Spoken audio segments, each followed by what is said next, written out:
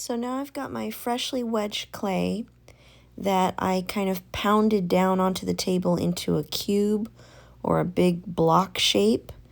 It's about 2.5 inches tall.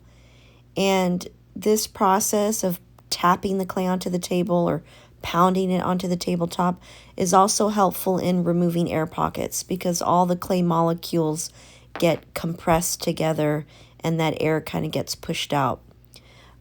When it comes to making the slab for your mug, you're going to want to have your wooden dowels or guide rods, as I call them, 6 inches apart. Okay, so place your block of clay after wedging in between your wooden dowels 6 inches apart. We don't want too wide of a slab for this assignment. It's better that you have a longer slab, long and narrow, versus a wide slab. And when it comes to using a rolling pin for at home, you want a fake rolling pin, perhaps, if you can't use a real one, by substituting an aerosol spray can, like a can of hairspray or a can of starch in my case.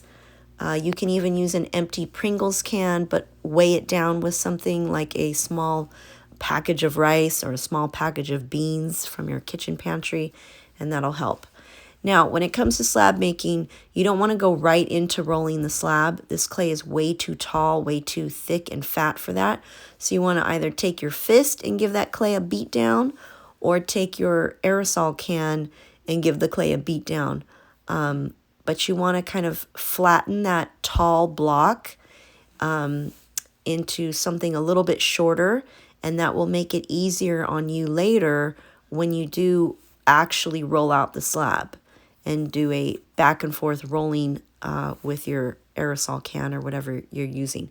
Now, if you notice your slab is getting too wide and it's hanging over the wooden dowels, go ahead and go back to the tapping technique to compress that clay so your block becomes long and narrow versus too wide. Okay, so now that fits better within my dowel space, and I'm going to continue flattening the clay a bit, giving it a beat down.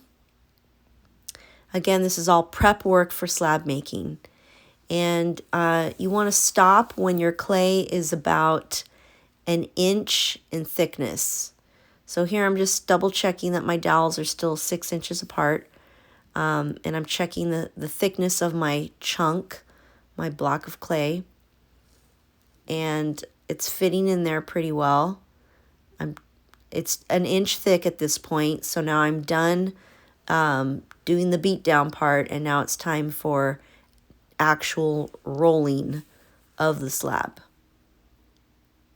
Just make sure everything fits within your dowel space, your 6-inch dowel space. We want a long, skinny slab, not a wide slab.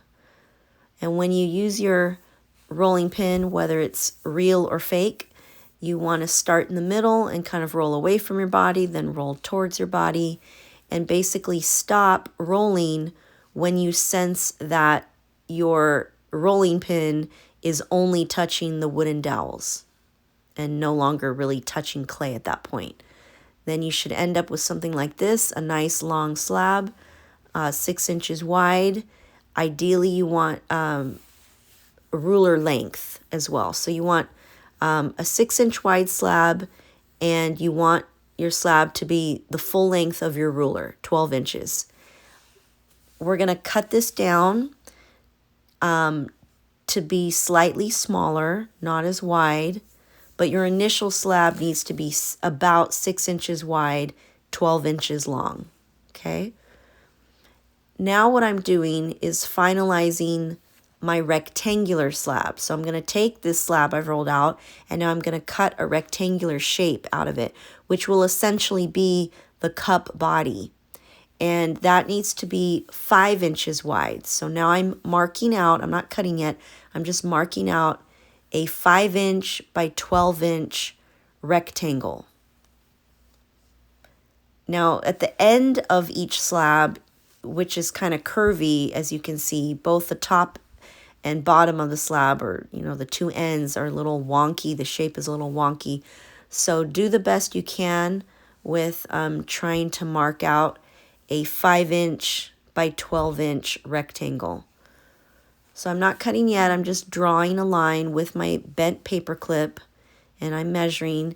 And if you're at home doing this and you struggle with a ruler and you're not good with ruler skills, find someone in your house who can help you mark out a 5 by 12 rectangle. Now you can see I don't have all my corners. Some of the corners are missing because of the shape of the slab. The corners are a little wonky. That's okay. It will work out even when I shape this to be my cup body. It's fine.